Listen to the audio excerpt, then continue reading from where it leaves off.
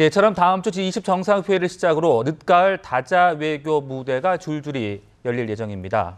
네, 미중 정상이 참석하는 만큼 남중 국해에 대한 치열한 공방이 펼쳐질 것으로 예상이 되는데요. 4시간 전옥현 전 국정원 제1차장과 함께 하반기 다자 외교전 전망해 보도록 하겠습니다. 어서 오십시오. 네, 안녕하십니까. 자, 올해 하반기 유독 굵직한 외교 일정들이 많았던 것 같습니다. 한중 정상회담이 있었죠. 한미, 또 한일중, 또 한일 정상회담까지 있었는데 그동안의 성과들부터 좀 되짚어 본다면 어떻습니까?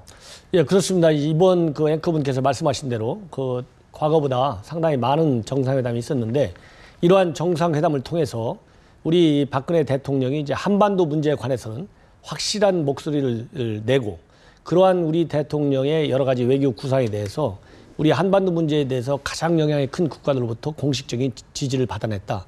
이런 데 의미가 있는데요.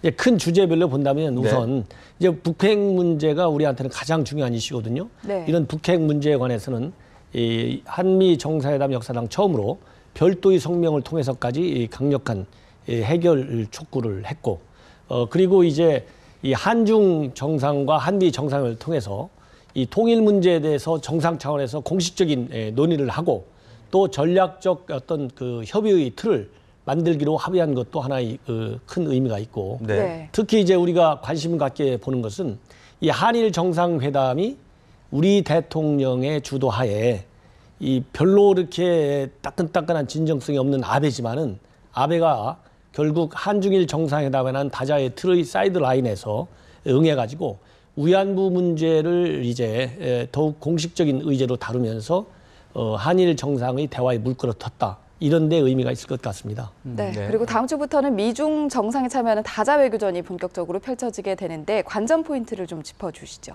예, 그렇습니다. 이제 이번 달에 무려 한 서너 개 정도의 다자 회의가 있는데 우선 에이펙 정상회담과 그다음에 G20 정상회의가 있고 또 이 아세안 플러스 3라고 하는 한중일 정상회담 요 그 회담이 있거든요. 이런 문제에 관해서 이제 전반적인 이 동북아 또 아시아 지역의 정세 문제뿐만 아니라 국제 정치 전반에 걸쳐서 이제 논의를 하는 거거든요. 그렇기 때문에 그런 일반적인 국제 현안에 대해서는 이런 다자 정상에서 큰 이의는 없을 것이다. 특히 우리 입장에서 볼 때 북한 핵 문제에 관해서는 지금까지 여러 차례의 다자 정상회의에서 나온 그런 틀 안에서 어떤 북핵 불용과 비핵화 촉구 이 정도의 그 언급이 있을 것 같고 제일 큰 뭐 쟁점이라고 하면 역시 영토 역사 문제다. 왜냐하면 시기적으로 지금 현재 남중국해 문제를 두고 미중 간의 힘겨루기가 본격화되고 있거든요. 그래서 이런 영토 문제가 중요한 이슈가 될 것이고 특히 이번에 중국 측에서는 한중일 정상회담에서 역사 문제에 대한 일본의 책임을 강력히 촉구했습니다. 그런 걸로 본다면 남중국해 문제에 대한 국제사회의 어떤 불리한 연호를 역사 문제를 두고 어떤 일본에 대한 어떤 공격으로 이 주의의 초점을 바꾸려고 할 시동성이 가능성이 많고요. 그다음에는 이제 경제적인 측면에서는 RCEP이라고 하는 중국이 주도하는 경제 동반자 협정하고 미국이 주도하는 환태평양 경제 동반자 협정 TPP 여기에 대한 포괄적 논의가 다시 또 전개될 가능성이 많다 이렇게 봅니다. 네, 역시 그 남중국해 문제가 또 많이 주목되지 않을까 싶은데 지난 제3차 아세안 확대 국방장관 회의에서도 미중이 충돌하면서 공동 합의문도 조율되지 못했습니다. 상황 어떻게 보십니까?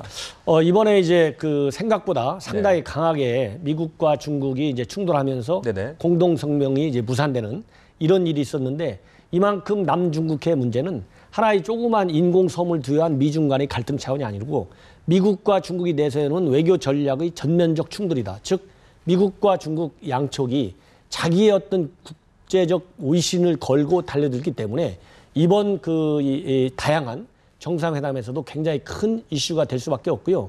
이와 관련해서 이제 우리 정부는 이 국제법상의 일반 원칙인 항해 자유의 원칙과 또 유엔 헌장이 내세우고 있는 국제 평화의 증진 이러한 두 축을 가지고 이 문제를 바라보는 이런 입장을 공식적으로 표명하고 있는데 이 입장을 이번 그 다자 정상회의에서도 분명하게 다시 한번 확고하게 밝힐 필요가 있다. 그래서 미중 어느 나라로부터도 괜히 우리가 협공을 받는다 이런 인식을 갖지 않고 우리가 주도적으로 정한 이 입장을 끝까지 고수한다. 이 어떠한 환경에서 이 입장을 고수하겠다는 것을 그런 의지를 강력하게 우리 대통령이 다시 한번 표시하는 게 중요하다고 봅니다. 네, 그런데 이렇게 남중국해 둘러싸고 미중 갈등이 계속해서 격화되고 우리가 만약에 뭐 하나의 선택지를 선택해야 되는 상황에 놓이게 된다면 우리는 그때는 어떤 선택을 해야 되는 겁니까? 이제 그렇습니다. 예. 이제 그런 질문이 이제 우리 언론과 우리 국민들 사이에서 많이 나오고 있는 걸로 네네. 저도 알고 있는데, 예를 들어서 미중 사태가 그 결정적으로 악화돼 가지고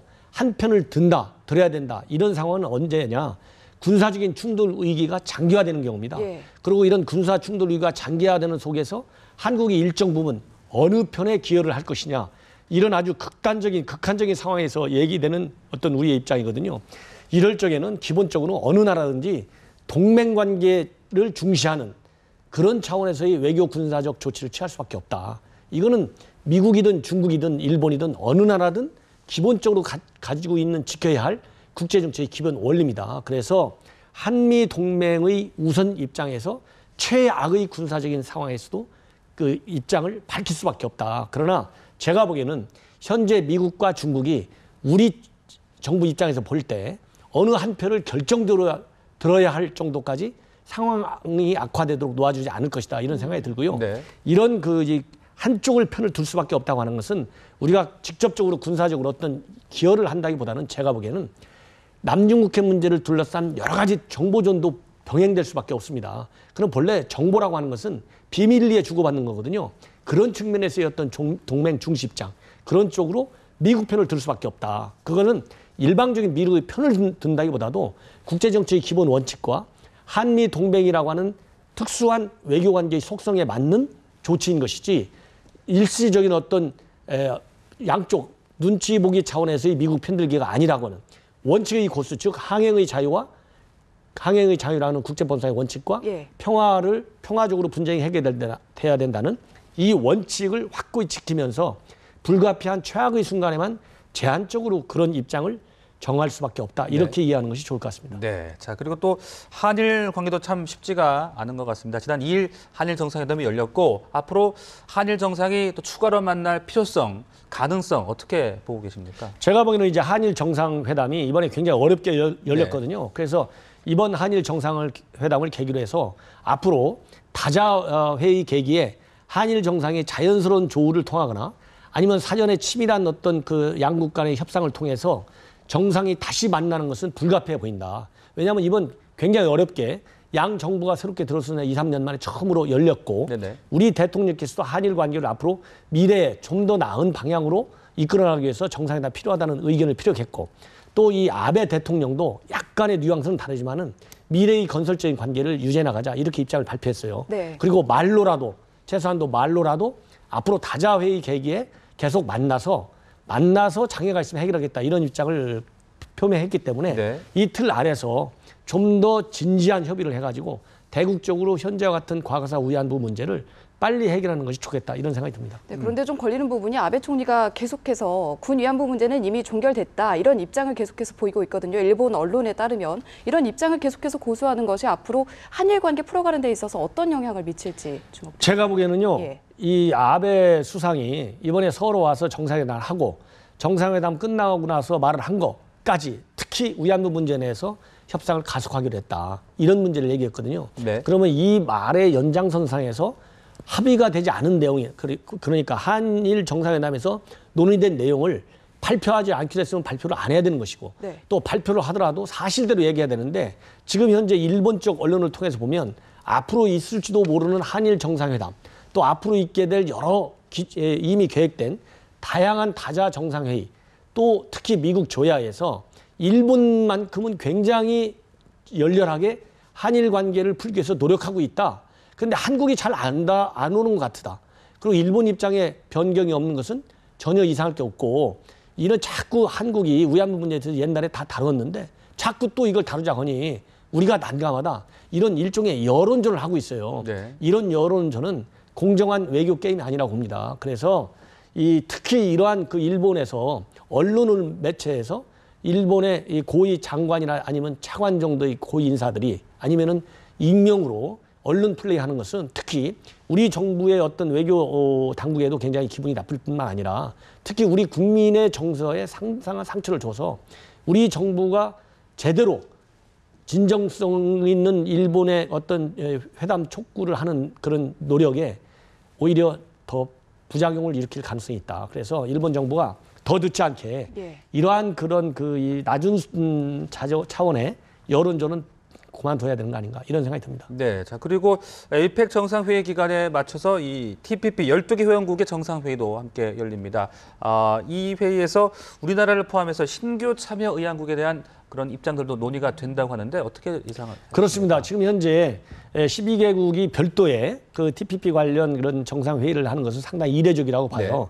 그거는 이제 이미 TPP에 대한 1차적 합의가 다 해서 합의문서가 나와가지고 각국에서 이제 비준 절차가 남아 있거든요. 그래서 통상적으로 이제 내년 봄쯤에서 이 TPP에 관한 그 협정이 효력을 발휘한다 이렇게 돼 있거든요. 그래서 이 각국이 남겨져 있는 어떤 국내 절차를 두고 각국 정상들 간에 다시 한번 논의를 해서 차질 없는 이행을 확보하기 위해서 정상회담을 하는 것이고 1차적으로.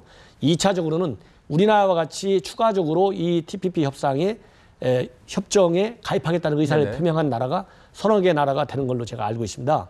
이런 후속 참여국들과 관련된 후속 협상이 이제 진행될 텐데 이런 후속 협상에서 1차 가입 국가들이 어떤 입장을 가지고 즉 협상의 바텀라인을 어디에 두고 앞으로 추진할 것이냐 이런 문제에 관해서 정상들 차원에서 허심탄회한 의견 교환을 갖기 위해서 이렇게 이런 그 TPP 관련 정상회의가 별도로 또 갖게 된다. 이런 생각이 듭니다. 네, 저희가 지금까지 이렇게 숨가쁘게 돌아가는 국제 외교 부대를 쭉 짚어봤는데 이런 가운데 북한은 우리 측의 당국 회담 요청에 여전히 지금 답을 안 내놓고 있거든요. 그 이유를 좀 추측해 주시고 연내에 좀 열릴 수 있을지도 좀 짚어주시죠.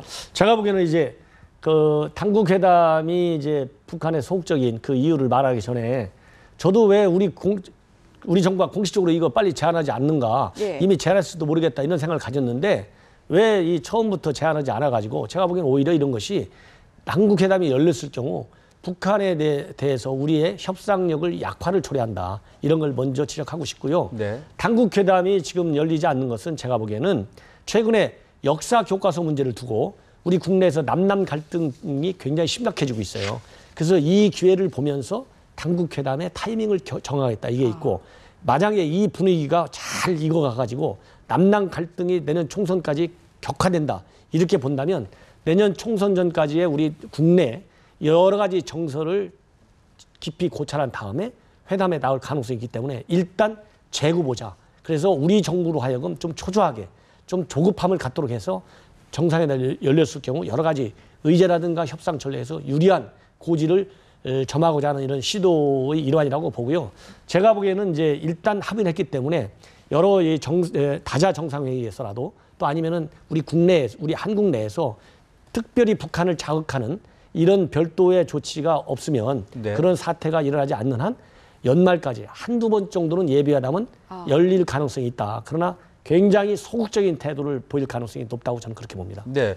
자, 그리고 조금 전에 북한 관련 새로운 소식 하나 들어온 거 있어서 여쭤보겠습니다. 저희가 아까 리포트로도 전해드렸는데 리을설 인민군 원수가 사망을 했어요. 북한 혁명 제1세대 유일한 생존자였는데 그런데 이 장의위원 명단에 최룡해가 빠졌습니다. 신상에 어떤 변동이 있는 겁니까? 어떻게 봐야 되는 겁니까? 글쎄요, 저도 여기서 처음 들었는데요. 제가 보기에는 이제 최용해가 빠진 것은 상당히 이례적인데 이거는 단순한 건강 이상일 가능성은 없다. 왜냐하면 건강 이상인 경우에는 이름만 올려놔도 되는 거거든요. 왜냐하면 운구차에 거기 옆에 쓰는 사람이 아니기 때문에. 근데 아예 명단이 한 190명 정도 되는데 아예 빠졌다고 하는 것은 분명한 신상의 변동이고 이런 신상의 변동에는 제가 보기에는 김정은이가 가지고 있는 특유의 그런 그 인사 이 잦은 인사 이 스타일 있지 않습니까? 그런 연유에서 나왔고 그다음에 직접적인 원인은 어떠한 김정은이가 이렇게 신변에 이상을 줄 정도의 조그마한 최용해 측의 어떤 실수 같은 게 틀림없이 있었을 가능성이 높다. 저는 그렇게 봅니다. 네, 일각에서는 조선중앙통신이 실수로 누락했을 가능성까지 제기하고 있는데 앞으로 상황을 좀 지켜보도록 하겠습니다. 오늘 말씀 여기까지 듣겠습니다. 고맙습니다. 네, 감사합니다.